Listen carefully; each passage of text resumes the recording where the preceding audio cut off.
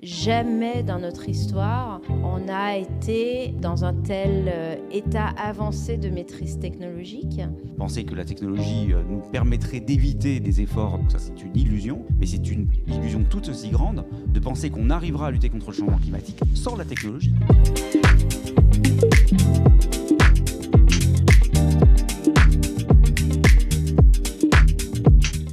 Bonsoir mesdames et messieurs.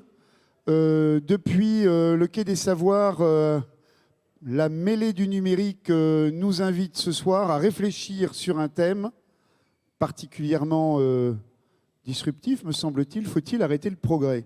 C'est-à-dire, faut-il abandonner ce micro? Faut-il arrêter le streaming? Faut-il que nous mettions aux orties nos tablettes? Pour introduire cette table ovale, je vais me permettre de revenir avec quelques mots de Voltaire. Le passé n'est pour nous qu'un triste souvenir.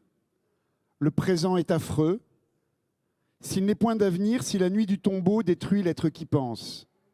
Un jour, tout sera bien. Voilà notre espérance. Tout est bien aujourd'hui. Voilà l'illusion. Alors ces mots de Voltaire sont extraits de son poème qu'il avait écrit après le triple désastre de Lisbonne, en 1755, quand la ville avait été détruite par un tremblement de terre suivi d'un tsunami, suivi d'un gigantesque incendie qui avait emporté dans la mort environ 50 000 personnes. Alors malgré ce drame absolu, ces mots de Voltaire témoignent de cette foi dans le progrès si emblématique du siècle des Lumières. L'âge du triomphe de la raison. Ce siècle, marqué par la foi dans le progrès et dans la raison, contraste-t-il avec notre époque où on se pose cette question? Faut-il arrêter le progrès? 2 siècles et demi après, à la suite des grandes tragédies du XXe siècle, où en sommes-nous avec cette idée de progrès à l'aube du XXIe? Pourquoi ce concept s'est-il effacé du débat public au profit de l'innovation, et singulièrement dans le domaine du numérique et des technologies? Et que révèle ce changement sur notre relation actuelle, au présent et surtout à l'avenir de l'humanité?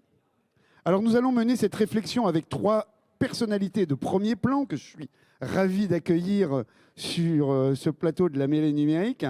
Axelle Lemaire d'abord, ancienne secrétaire d'État chargée du numérique, aujourd'hui associée du fonds Time for the Planet et bientôt dans de nouvelles fonctions dont nous aurons peut-être la primeur... Non, pas ce soir.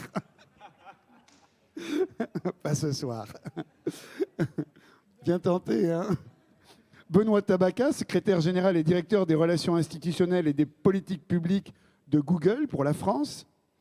Et enfin, Bertrand Montubert, président du Conseil national de l'information géolocalisée, directeur du programme ATP Friendly qui agit en faveur d'un enseignement supérieur inclusif, et enfin, chevalier de la grande confrérie du cassoulet de Castelnaudary. Alors, je vous propose de construire notre propos... Ah bon? Je suis président d'Equitia également. Ah oui, et président d'Equitia, excuse-moi. Excuse-moi. Oui, le reste est vrai. Excuse-moi. Alors, je vous propose de construire notre propos de manière assez simple. Nous allons nous attacher à esquisser des réponses à ces questions de contribution du numérique au progrès qui nous paraissent désormais essentielles, car ces questions s'invitent de manière croissante dans les réflexions des entreprises. Par exemple, sur la soutenabilité des infrastructures numériques matérielles, sur les conséquences sociales et sociétales de l'intelligence artificielle, ou encore sur la maîtrise des dépendances numériques de notre économie européenne. Aujourd'hui, l'innovation est à l'honneur, porté par l'émergence de nouvelles technologies, mais ce dynamisme marque-t-il le déclin du terme progrès, mot qui a guidé l'humanité vers l'avenir pendant des siècles? Et de quel mot est donc frappée cette notion de progrès? Alors c'est le sociologue Gérald Bronner, mais aussi Étienne Klein, physicien et philosophe, qui ont montré comment le concept d'innovation s'est imposé de manière extrêmement rapide dans le discours public depuis les années 80, au détriment de la notion de progrès. Alors, fruit d'une dynamique d'innovation sans précédent, le numérique lui-même, en effet, est-il pour autant porteur de progrès pour la société et son économie? Alors voilà les quelques questions que nous proposons d'articuler entre nous. Alors Axel Lemaire, on nous dit qu'il faut éteindre les lumières, avec un grand L. Mais les lumières, celles des encyclopédistes, ont-elles disparu? Mon fils a passé son épreuve de philo il y a quelques mois, donc c'est à mon tour. Bonjour à toutes et tous. Je suis vraiment très heureuse d'être parmi vous, et notamment pour parler de ce sujet, parce que, en tout cas pour ma part, il m'a obligée à me replonger dans des textes, à réfléchir, et puis oui, à la veille de la prise de nouvelles fonctions au plan professionnel, je trouve que c'est bien de s'interroger sur le sens de son action.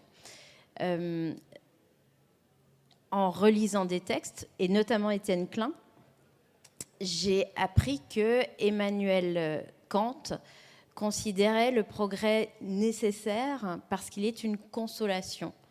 C'est grâce à l'envie de projection vers un avenir meilleur qu'on accepte le présent. Et c'est grâce au fait qu'on se dit que ce futur sera plus désirable pour nos enfants et que donc se perpétuera, mais dans une évolution positive, la lignée humaine et en particulier notre lignée individuelle, qu'on accepte les contraintes du temps présent. Et en ce sens, oui, les lumières ont disparu parce qu'aujourd'hui, cette capacité de projection dans un avenir désirable est beaucoup plus difficile. On est à un moment de l'histoire, de notre histoire commune, celle de l'humanité, absolument inédit. Ce ne sont pas des grands mots que de le dire. Jamais dans notre histoire, on a été dans un tel état avancé de maîtrise technologique, avec une telle connaissance aussi maîtrisée des limites planétaires et de la nécessité de changer notre modèle avec un grand M pour permettre la survie d'une certaine forme d'humanité. Et donc ce qui explique Étienne Klein, je trouve ça très intéressant, d'autant plus que ça résonne dans mon expérience lorsque j'étais membre du gouvernement. Il dit il y a eu aujourd'hui une confusion entre l'innovation et le progrès. L'innovation a pris le dessus, et Gérald Bronner a étudié les discours politiques et la terminologie des politiques publiques depuis le début des années 80, et il constate que le mot progrès apparaît de moins en moins et que le terme innovation est de plus en plus récurrent. Et de fait, aujourd'hui, quand on voit des stratégies officielles comme celle de la Commission européenne, par exemple, le mot innovation est partout, le mot progrès est presque nulle part. Donc cette inversion qui aboutit à une forme de confusion, l'innovation c'est le progrès l'innovation, c'est quand même quelque chose qu'on nous a amené à penser en considérant que si on innovait, ça pouvait être une fin en soi, et que la question de la finalité et de la place de l'humain dans cette finalité ne se poserait que de manière accessoire et peut-être à la fin de l'innovation expérimentale, du processus d'innovation expérimentale. Pourquoi c'est un changement ? Parce que depuis que l'innovation existe, c'est-à-dire depuis toujours, l'innovation a été un moyen. Et il y a une forme de linéarité en considérant et en constatant que chaque nouvelle technologie emportait une forme de progrès, c'est-à-dire un bien-être, des conditions de vie améliorées, une capacité à dompter la nature et l'environnement plus forte, et donc à vivre mieux et de plus en plus pour tout le monde. Et donc, on considérait que l'innovation, c'était un processus, une méthode pour parvenir à cette fin de mieux vivre. Donc, c'est vrai du passage du paléolithique au néolithique, c'est vrai du passage de l'âge de pierre à l'âge de fer, c'est vrai de l'Empire romain qui, dans le latin, crée le mot innover, c'est vrai de la Renaissance qui crée le brevet d'invention, qui crée le venture capital et qui attache tellement d'importance aux inventions. Voilà. La différence avec aujourd'hui, c'est que d'abord, les inventions sont beaucoup moins mises en avant comme des processus collectifs. Il n'y a pas un progrès technique qui en engendre un autre, puis un autre, puis un autre. On vit dans le mythe du succès individuel entrepreneurial. Elon Musk, Steve Jobs. Et donc, les entrepreneurs ont pris le pas sur les inventeurs. Et donc, l'innovation qui est un processus de mise sur le marché d'une invention et qui consiste à rendre accessible cette invention et à la commercialiser a pris le dessus. Voilà. Donc ça, c'est mon analyse de où en est-on aujourd'hui et donc pourquoi est-il absolument essentiel de se poser cette question de est-ce que le progrès au sens des Lumières, donc au sens humaniste, universel, est encore possible. Merci Axel. On va y revenir, bien entendu. Benoît Tabaka, comment définirais-tu le progrès aujourd'hui et son rapport avec la notion d'innovation de ton point de vue, de celui de Google? Et tu n'as pas 4 heures, mais tu as 6 minutes. Merci beaucoup, Henri. Et bonsoir à toutes et à tous. Non, alors je ne vais pas essayer de plagier Axel. On est dans des concours, des grands os et compagnie, donc il faut essayer d'innover aussi.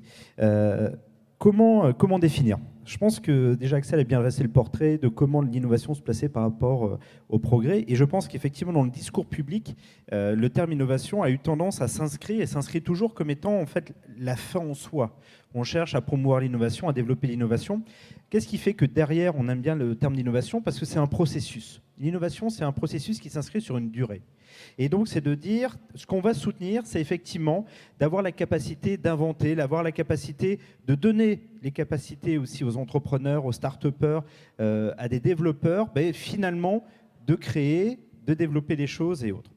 Quand on revient en fait un peu à l'histoire, pour nous, invention et progrès, j'allais dire aussi un peu avec cette question, cette casquette un peu pragmatique côté Google, je pense que la perception quand on est une boîte du numérique, c'est de dire il faut innover. Il faut innover. C'est vrai que on se souvient des projets fous qui étaient développés chez Google, de réfléchir à des choses qui pouvaient être complètement dingues en termes de technologie, mais de se dire... Éradiquer la mort.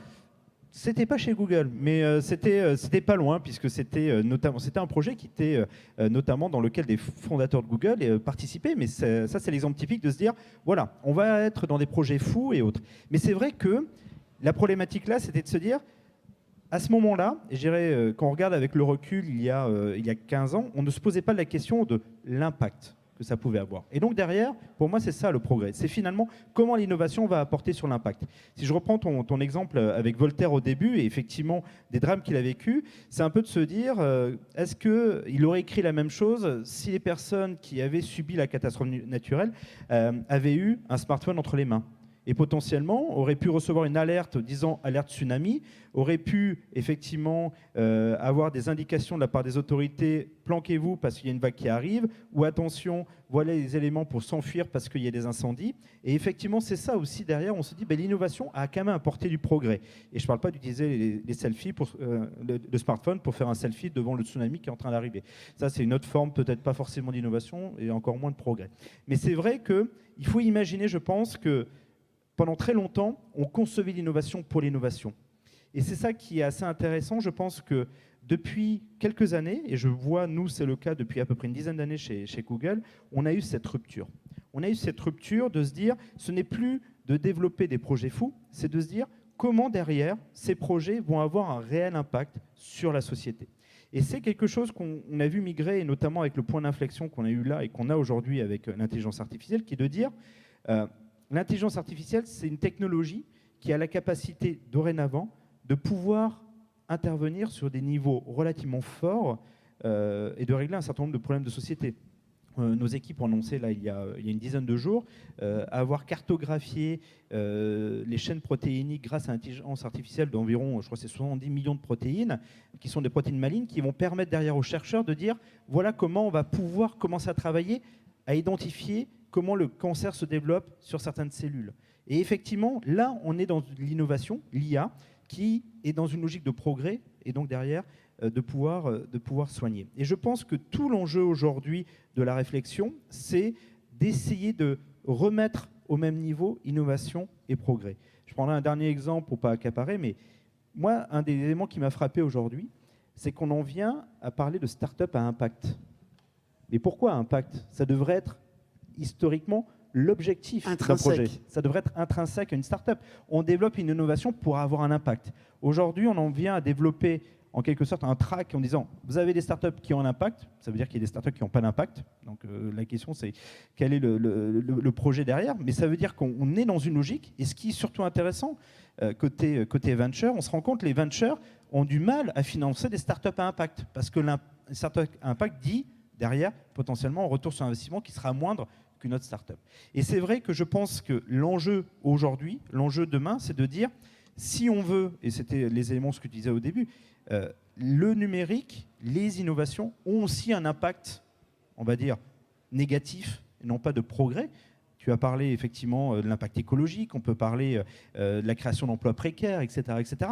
Donc il faut aussi maintenant réconcilier deux, l'innovation et le progrès, et il faut le faire dès maintenant parce que là, on rentre dans un ère où l'innovation et les technologies le permettent.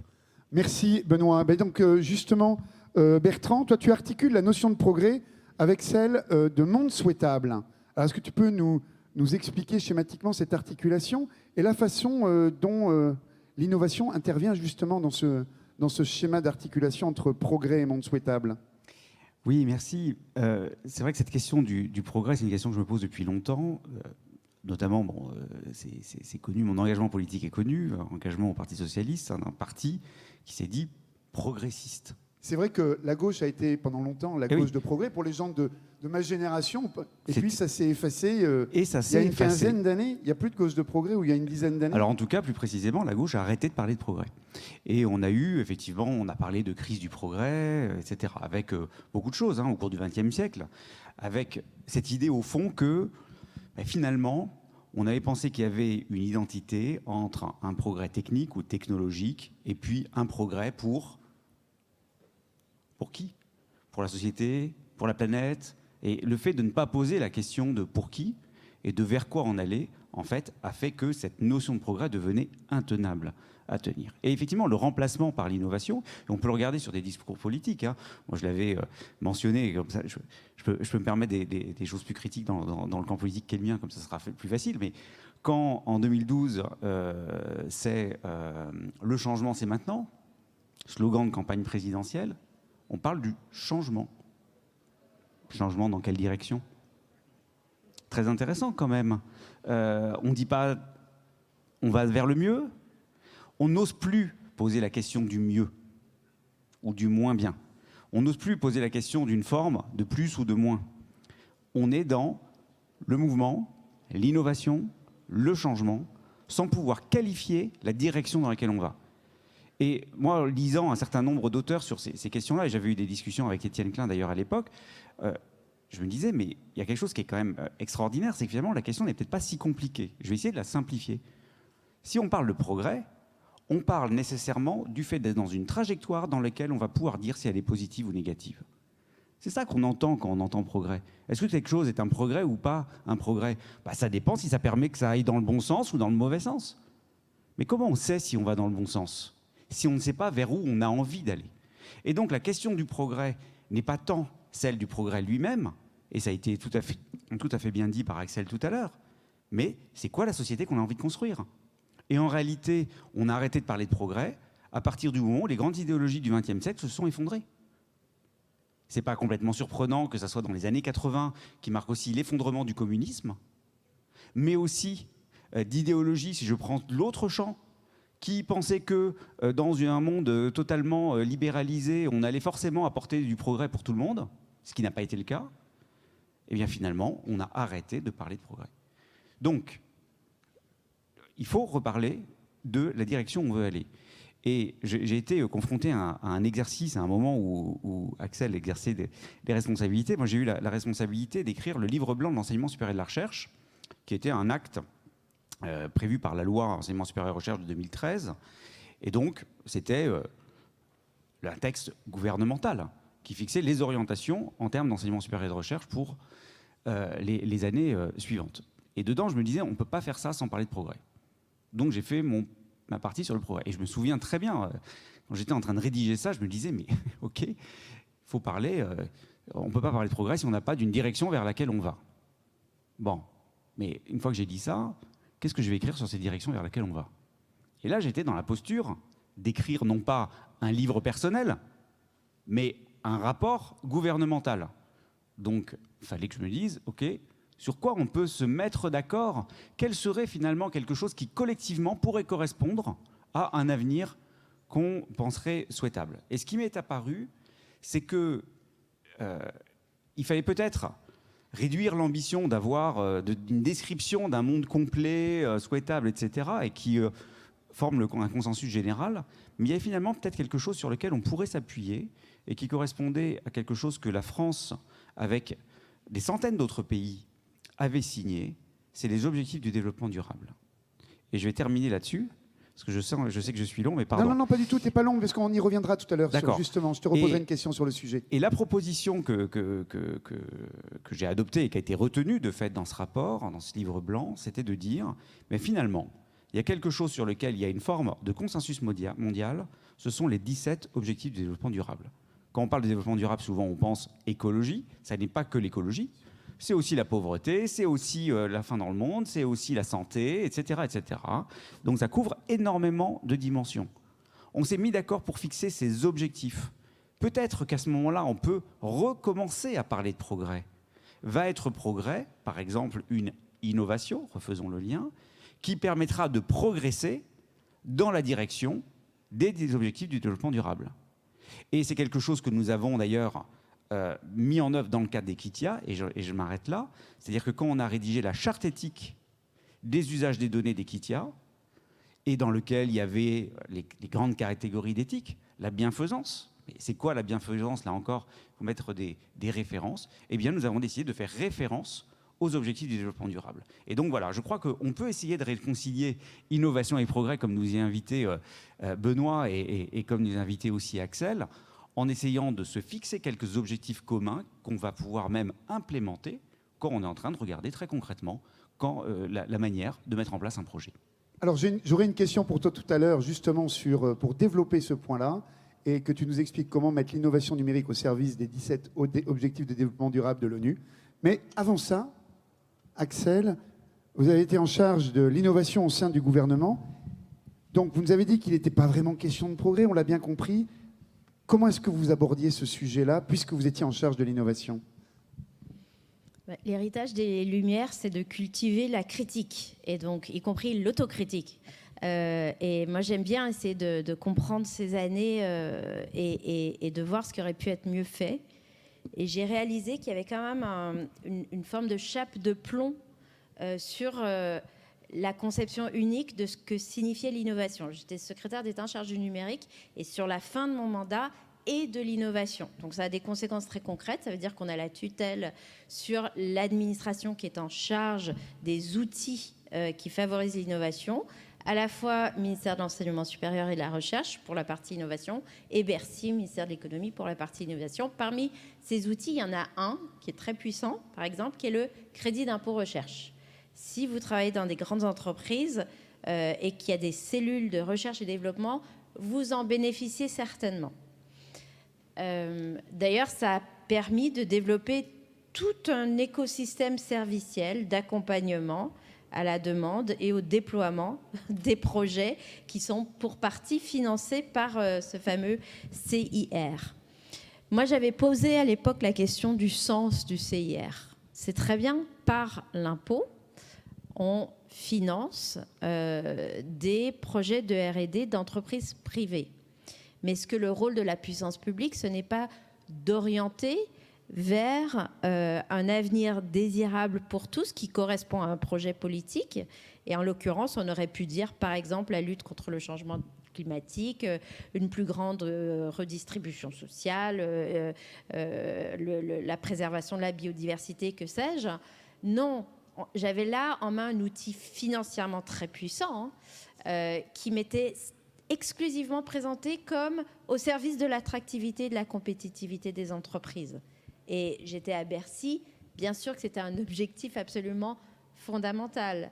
Mais pour ma part, j'estimais que ça ne devait pas être le seul. Et à aucun moment dans le processus de création et de distribution des subventions en lien avec le CIR, cette question de la finalité n'était posée.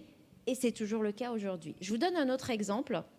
Avant d'être membre du gouvernement, j'ai été députée et j'ai été rapporteur de la loi bancaire. Cette loi a créé la BPI, la Banque publique d'investissement.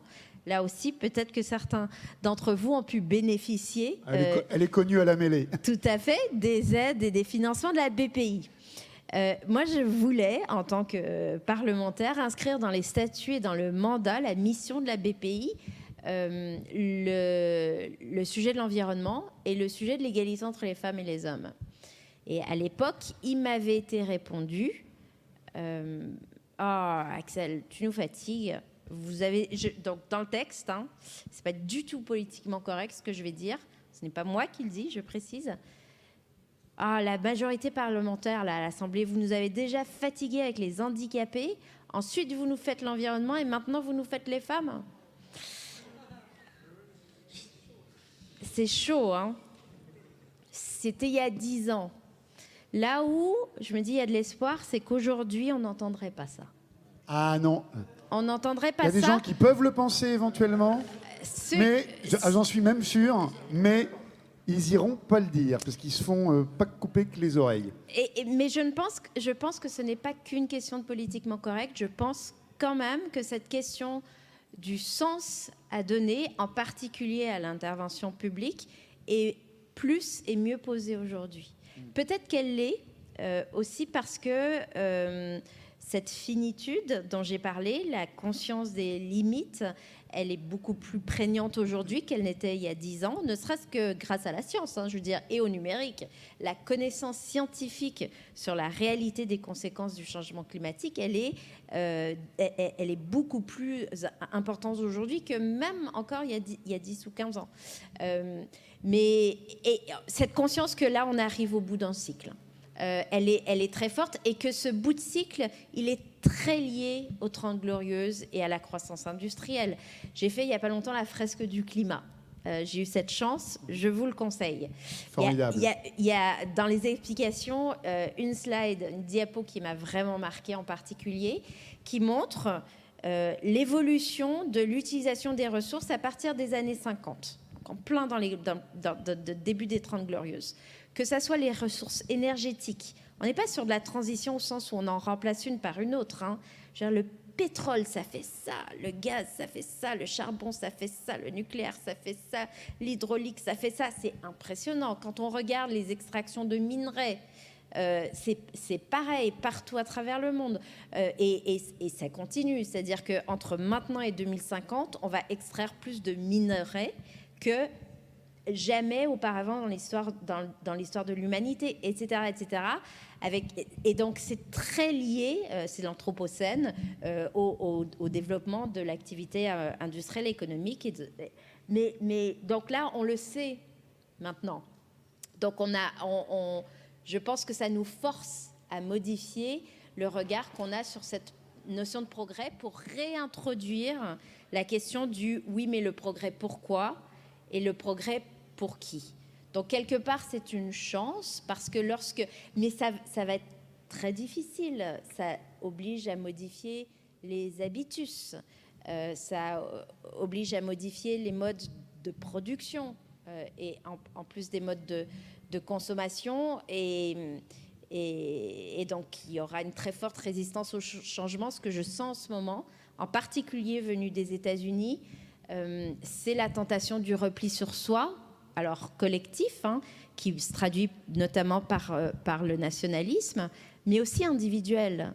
Cette idée que, en fait, il faut que j'en profite, parce que demain, apparemment, ça va être très compliqué. Donc non. Et c'est ça, ce contre quoi on doit lutter, c'est cette tentation de l'individualisme qui ferait qu'on ne ressentirait plus une responsabilité collective à construire ensemble le progrès. Pour moi, l'enjeu, il est là. Je donne l'exemple des États-Unis parce qu'on voit bien que, notamment autour du développement durable, de la RSE, les exigences plus fortes posées en particulier aux investisseurs, par les investisseurs, aux entreprises, elles connaissent un backlash dans les États conservateurs, dans les États fossiles, où, au nom de l'anti-wokisme, quoi qu'on en pense, on dit arrêtez de nous bassiner avec les objectifs de développement durable. Et il y a un risque que cette dichotomie, cette division, elle arrive en Europe. L'Europe est pour l'instant beaucoup plus prête à construire ensemble cet avenir désirable que les autres zones du monde. Merci Axel. Benoît, Google et Alphabet, c'est l'une des principales entreprises mondiales de technologie et d'innovation.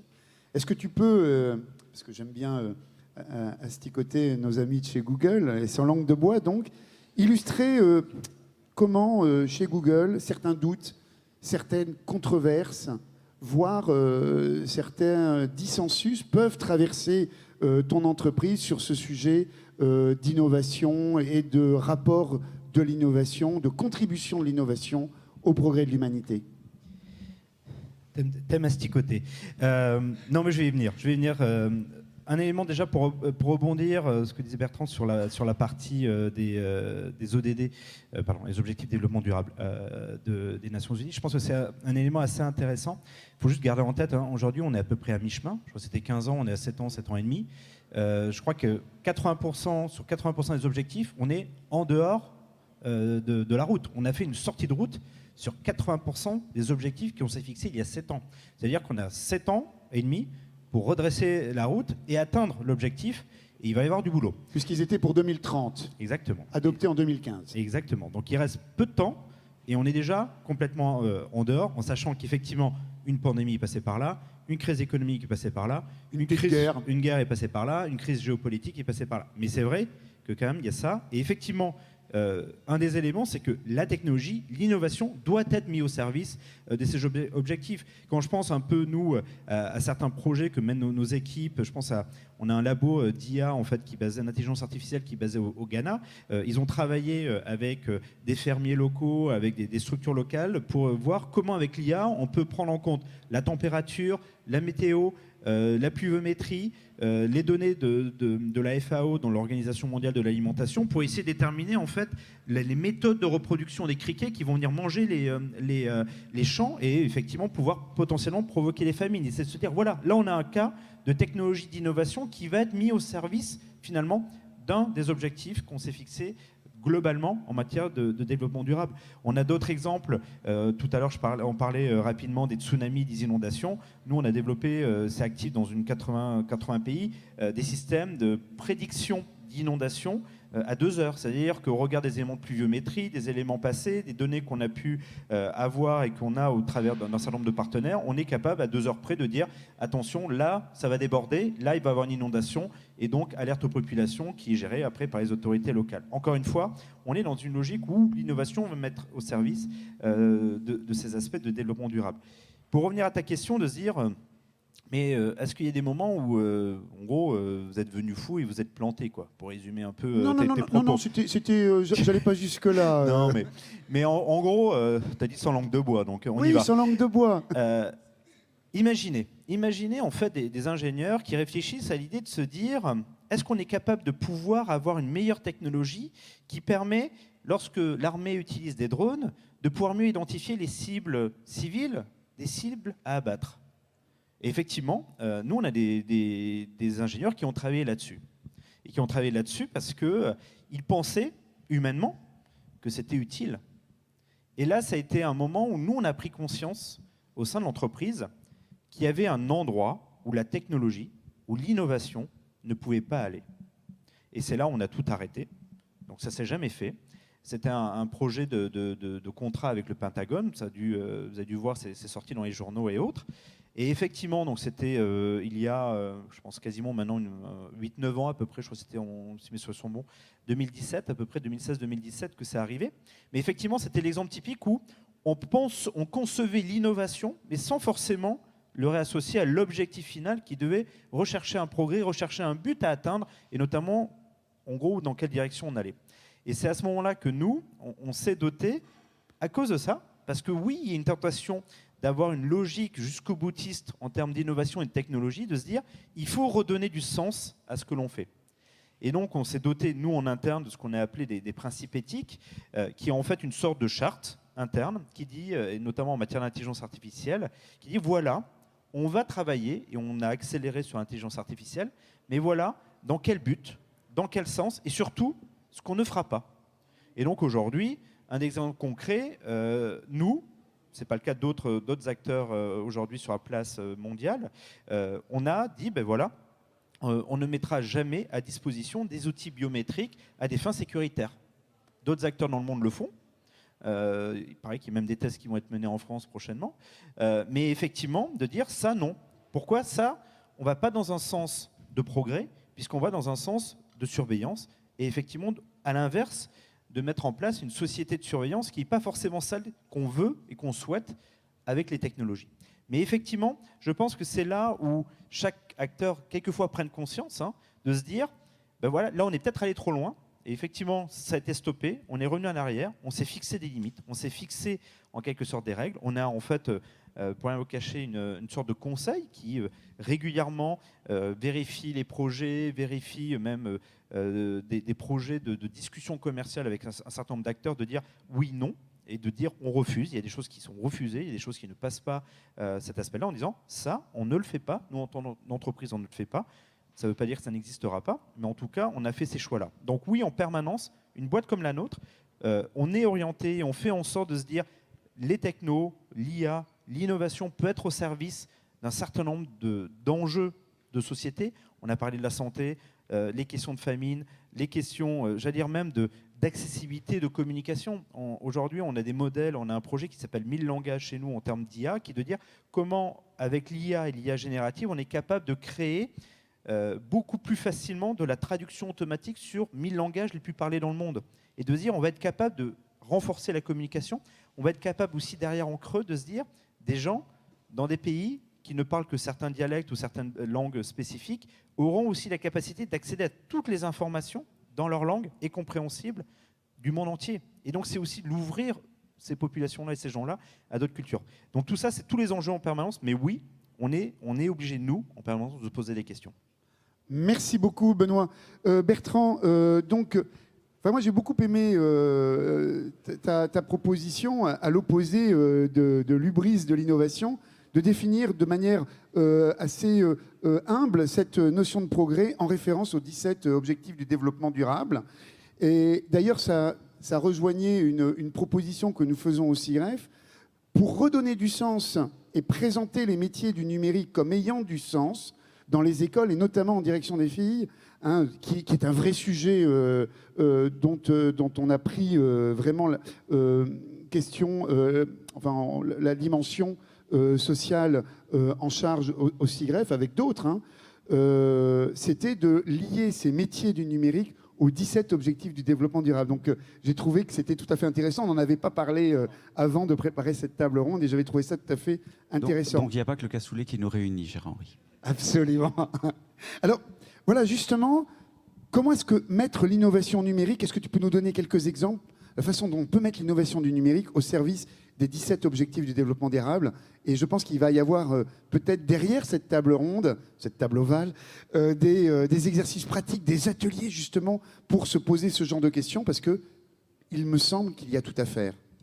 Et avant de donner des exemples, je voudrais juste dire une chose. Moi, je suis très inquiet d'une tournure du débat public face à des vraies catastrophes, comme la catastrophe climatique, dont on prend de plus en plus la mesure et de sa vitesse, où le débat public est réduit, je dirais, à une opposition absurde, qui serait soit on arrête tout usage des technologies, et je ne sais pas ce qu'on fait d'ailleurs, parce que posons-nous la question concrètement de comment on vit à 9 milliards de personnes sur la planète si on fait ça, ou bien on est dans le solutionnisme technologique. On ne restera pas longtemps 9 milliards. Ah oui, ça c'est sûr. Ça c'est sûr. On ne restera pas longtemps à 9 milliards. Et je pense que c'est un débat caricatural On a besoin évidemment de changer nos modes de vie face au changement climatique. On n'y arrivera pas en continuant comme ça, et penser que la technologie nous permettrait d'éviter des efforts ne fonctionnera pas. Donc ça, c'est une illusion.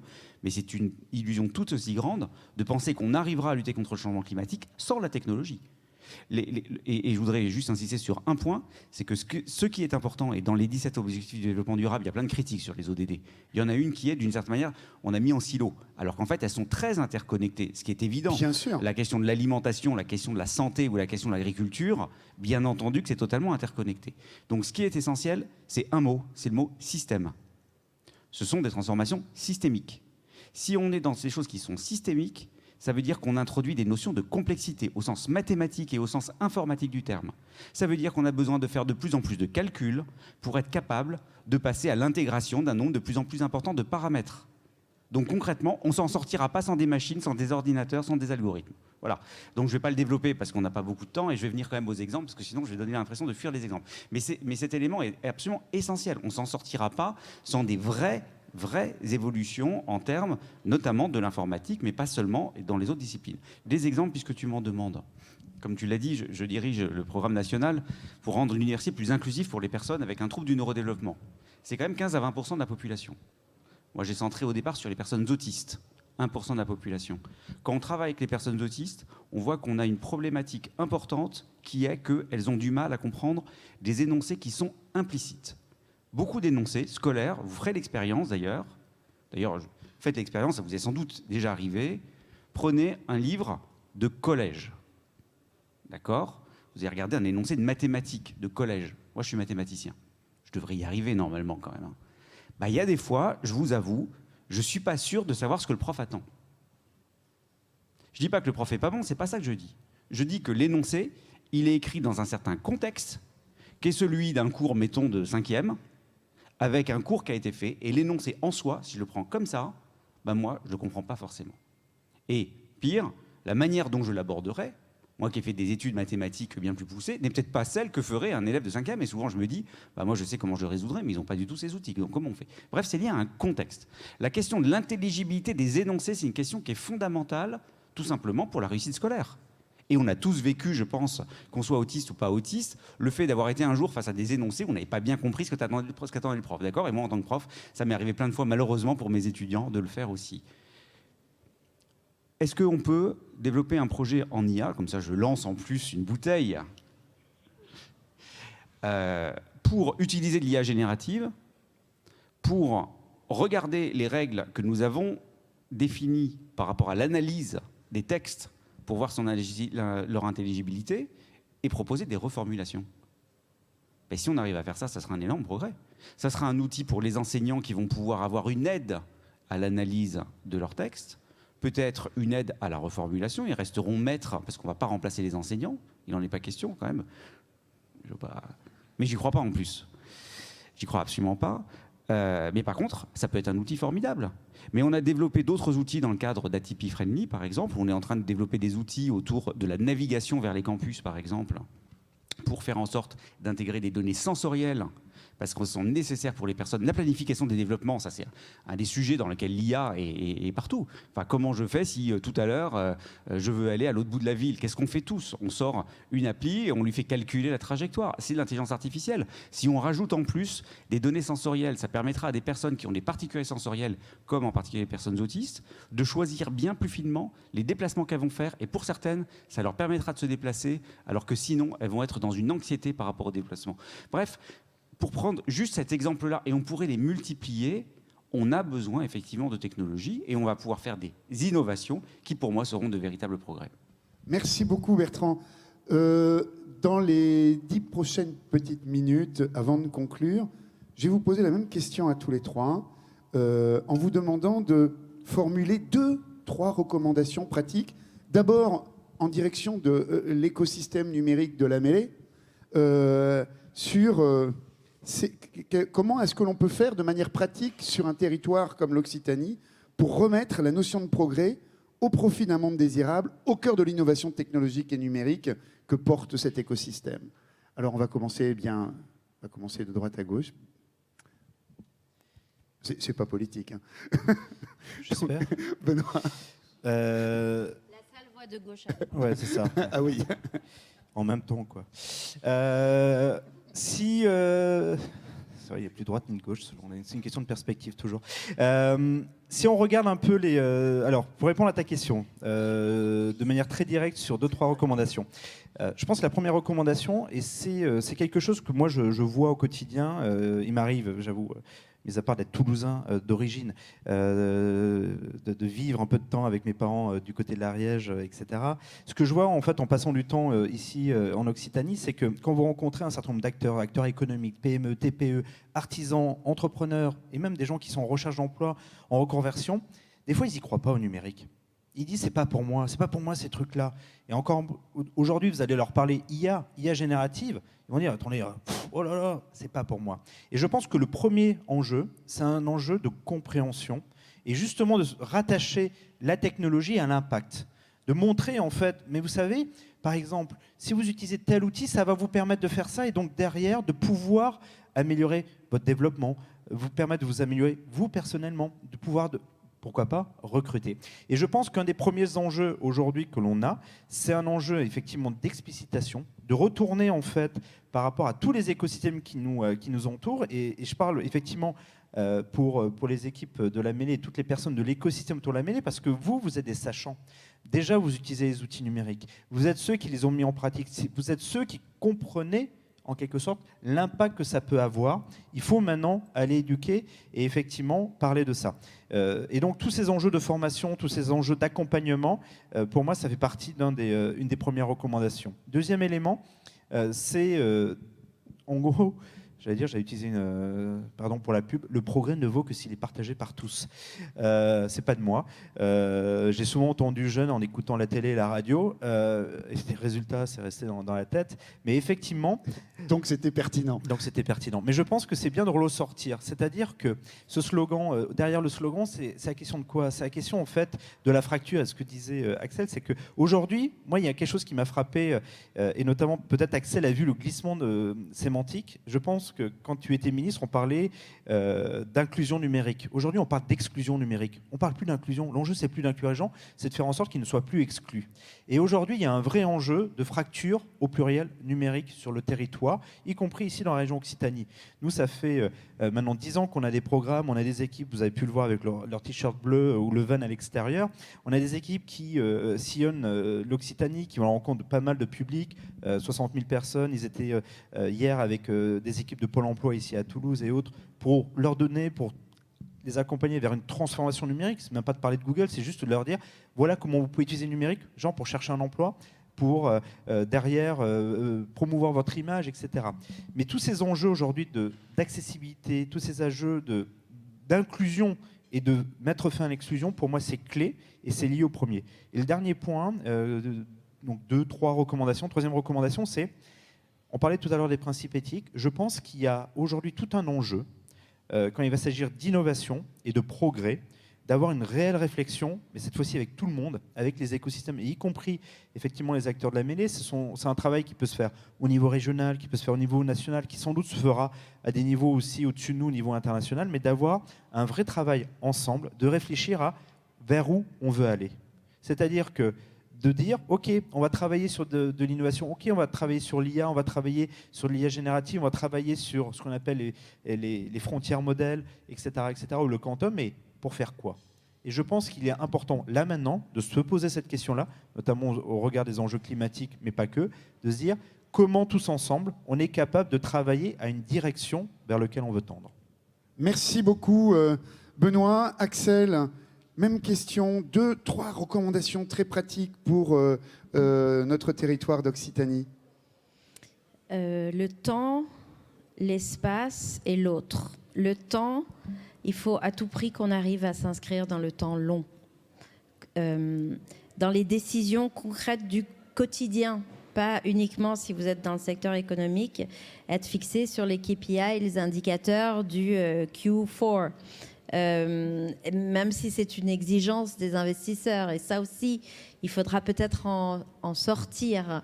Mais se projeter dans le temps long, ça oblige à s'interroger sur non seulement la prise en compte des risques et des externalités extérieures, mais aussi sur la manière dont son action peut impacter ce qu'il y a autour de soi. C'est de la double matérialité européenne qui est inscrite aujourd'hui dans les textes réglementaires sur le développement durable. Ça veut dire ça veut dire s'interroger toujours et à chaque fois sur quel est mon impact sur les autres et quel est l'impact de l'environnement et des risques, notamment climatiques, sur mon activité.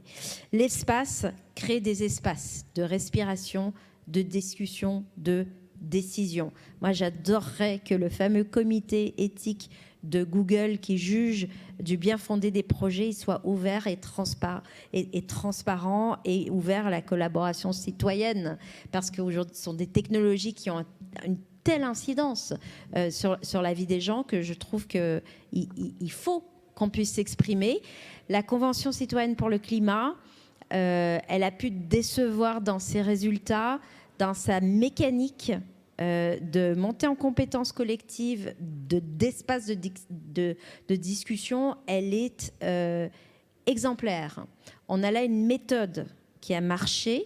Il faut la reproduire à chaque fois que c'est possible. Et la région le fait, notamment sur le climat.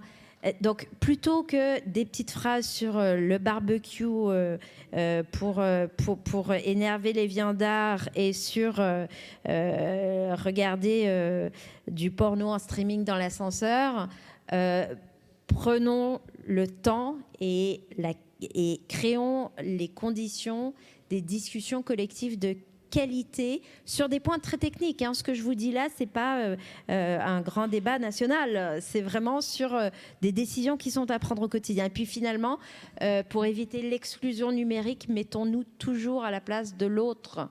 Ne sous-estimons pas ce phénomène d'exclusion.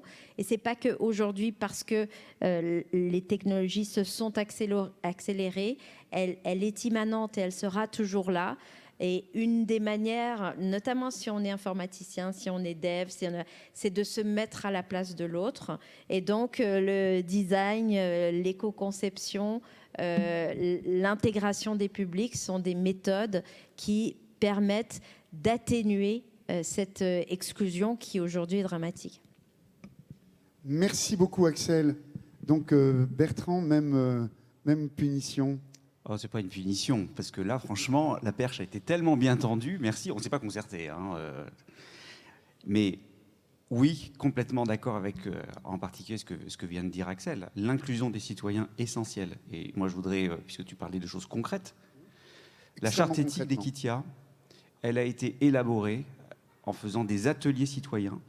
On a fait une première version, on l'a testée auprès de citoyens, on a fait une deuxième version, on l'a retestée auprès de citoyens, on est en train de terminer la troisième version qu'on va finaliser dans les prochaines semaines, où on intègre justement les retours des citoyens. On peut prendre la Convention citoyenne pour l'IA, lancée par la métropole de Montpellier. Michael Delafosse, qui a mis en place un comité d'experts, et des citoyens qui vont être tirés au sort, qui vont être demandés comme volontaires pour parler, ça va être les prochains mois. Et à Equitia, on est impliqué effectivement là-dedans, et c'est essentiel. On va pas décider sans les citoyens du progrès. C'est bien à eux effectivement d'en décider. Et puis si on veut continuer sur les progrès, pardon parce que j'ai l'impression de faire de la pub pour Equitia, mais bon après tout, je vais y aller puisque j'ai l'impression qu'on va quand même plutôt dans la bonne direction au vu de ce que vous avez dit. Eh bien, labelliser. Quand on a des solutions numériques, parce qu'un des trucs qui nous pend au nez aussi, c'est l'éthique washing, comme on a le greenwashing. Il y a un moment, il ne suffira pas juste de dire on fait des produits éthiques, on est éthique, machin. Non, prouvons-le. Donc, on a créé un label à Equitia pour des solutions numériques qui sont labellisées. Donc, on en a un certain nombre. Il y a eu même, y compris, une entreprise qui fait des caméras de surveillance low-tech pour qu'on ne puisse pas reconnaître les individus, mais pouvoir détecter, par exemple, les risques d'accidents d'individus, puisque c'est ça qui était désigné, mais aucun risque de surveillance, puisqu'on ne peut tout simplement pas reconnaître les gens. Ça peut être tout simplement l'association Réseauville, qui porte un projet data et quartier, pour utiliser la data pour améliorer les politiques dans les quartiers prioritaires. Ça peut être la région qui a un projet, d'ailleurs un produit très intéressant sur l'utilisation de la formation pour les citoyens, mais on l'a labellisé tout ça. Et donc, on a pu avoir des pièces justificatives, des démarches pour pouvoir dire oui, on le donne, ou non, on ne le donne pas. Et donc, ça, c'est un acte simple. Si on veut effectivement inscrire ces projets dans un cadre d'une innovation qui va, en réalité, devenir du progrès, eh bien, il faut, je le disais, arriver à les observer dans le sens de ce qui peut être positif, ce qui peut être négatif. Et à un moment donné, il faut tomber sur des outils concrets. Des chartes éthiques, ce sont des outils concrets. Des labels éthiques, ce sont des outils concrets. Et chacun peut s'en saisir. Et c'est peut-être ce qu'on devrait tous faire. Merci beaucoup, Bertrand. Je vais donc, en 2 petites minutes, peut-être conclure, une conclusion très partielle sur ce sujet qui va nous occuper, je l'espère en tous les cas, sur les 15 ou 20 prochaines années. Est-ce que M. Forzy est là? Ah, Édouard. Eh bien, je crois que la conclusion que nous allons tirer de cette table ronde, c'est que dès demain matin, tu vas organiser une nouvelle commission qui va travailler sur la façon dont on peut articuler l'innovation technologique avec les 17 objectifs du développement durable. Vous allez commencer en Occitanie, vous allez commencer à Toulouse, vous allez commencer en Occitanie, et ensuite vous allez faire scaler votre commission au niveau national et très certainement international, et après on ira présenter tous ensemble ce projet à l'ONU pour expliquer comment on va faire pour accélérer la réponse aux 17 ODD, aux 17 objectifs du développement durable. Je crois que c'est de façon assez pragmatique. Est-ce qu'on en est d'accord? Bon, ben voilà, c'est donc le projet ce soir qui est lancé. Merci. Et je remercie Axel Lemaire, Bertrand Montubert et Benoît Tabaka pour leur participation à cette table ronde. Merci.